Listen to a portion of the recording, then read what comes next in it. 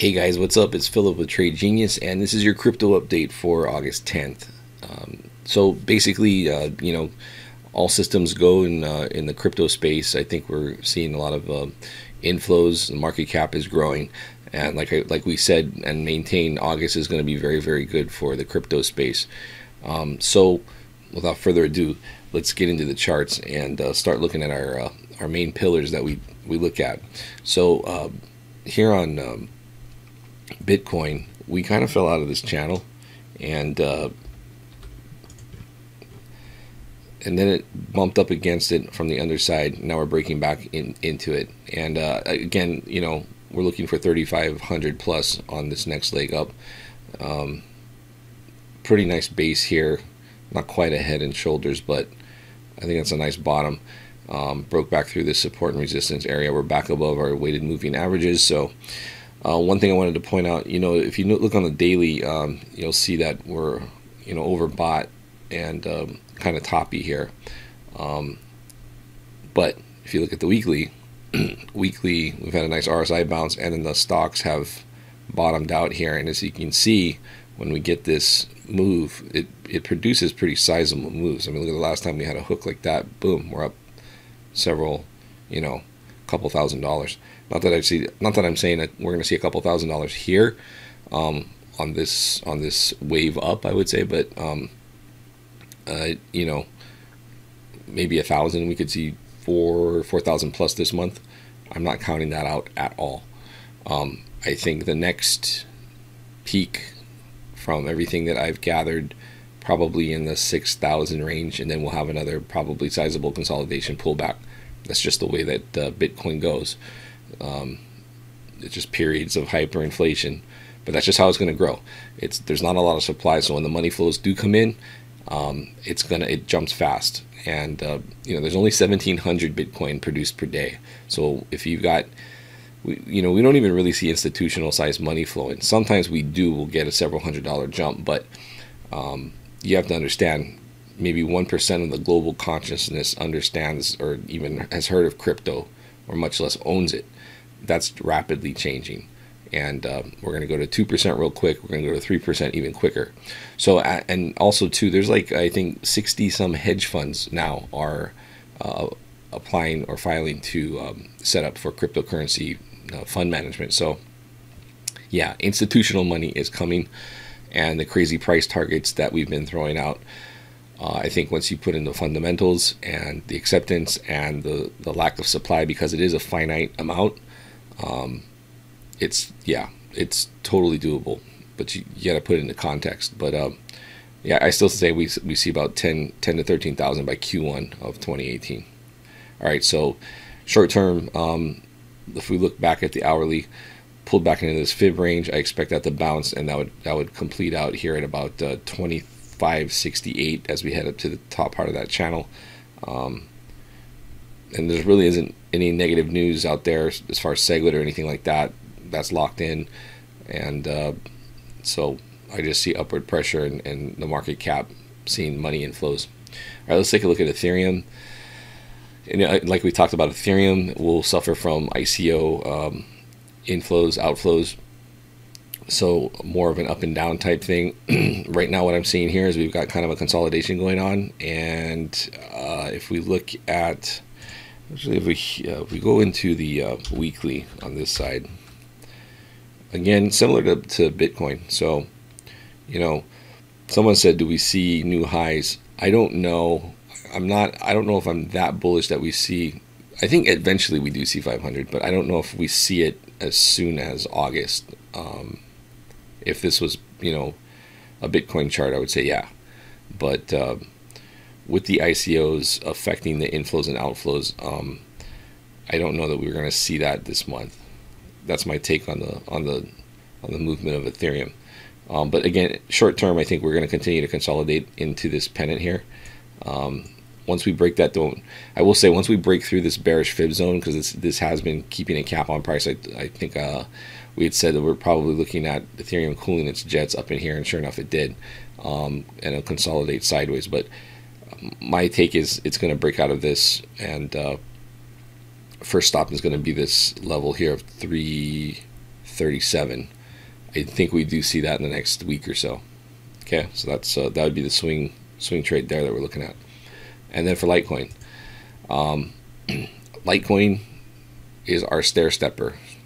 You're not going to see super huge, gigantic moves like you do in Bitcoin, but I think it's going to be slow and steady wins the race with Litecoin. And there will be some announcements, I'm sure, coming down the pipe technologically, Lightning Network related. There's even talk of ICO type activity being built on that chain. So keep an eye out for that stuff. But that could jump rather quickly.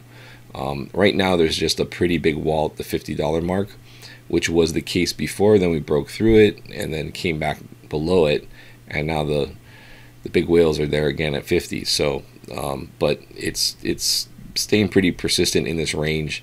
And I think once we break above 50, I think we do see this type of move that we saw here back in July last month, where we go, you might see like a $10 plus move, which would take us to this upper part of this channel. I definitely think that occurs before the month's end.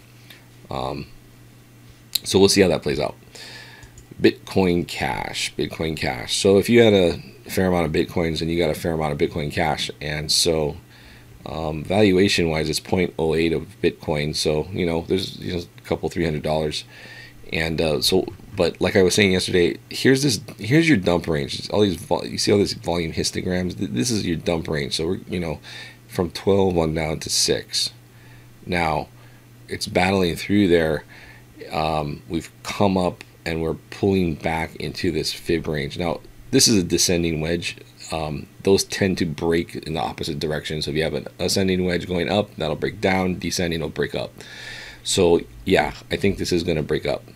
If we zoom in, if we really zoom in, we're kind of seeing a base here. So we are, RSI is kind of voting for a base, and then we're heading up. Then this is on the 15 and the hourly because this thing is new, so we can't really get into bigger time frames too much. But I do think that we're oversold here. I am expecting this to move up, and ultimately it's going to probably try to beat through this 11 to 12 area, but I am expecting that to be the next move. Now, that being said, I think Poloniex is giving the customers that had Bitcoin parked on the exchange, it's giving them their allotment come the 14th. So remember, we could see some more dumping.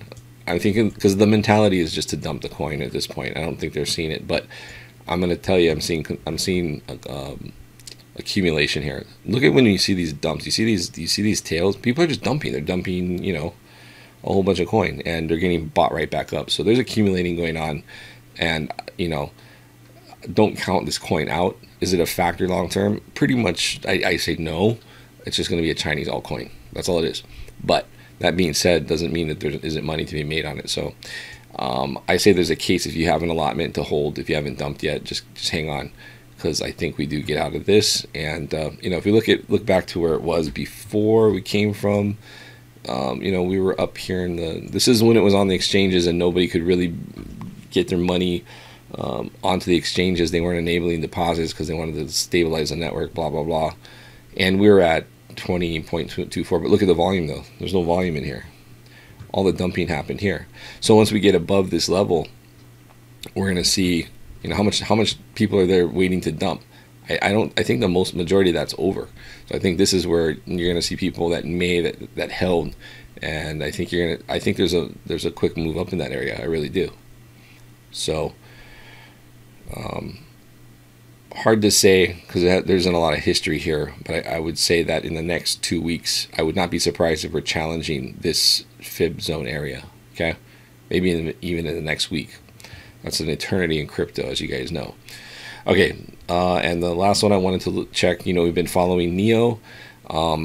NEO has been taking off. People have been asking me, what is NEO? NEO, it's been around quite a while. It's a Chinese creation, blockchain creation. I might get yelled at for this, but you might call it the Chinese Ethereum. They do smart contracts on it, and they've announced their first ICO project on it. So you might see some crazy type valuation moves and money flowing into this, and especially if with the Chinese, there's, you know, those guys are voracious. They have the power to move this stuff. So I think you could see a lot of upside on this thing. Right now it's just the motor is fully firing. This is a 4-hour chart. It is getting toppy on the 4-hour. We could go to a daily chart and look at that, but that's not going to show us a ton because again, it rebranded, right? So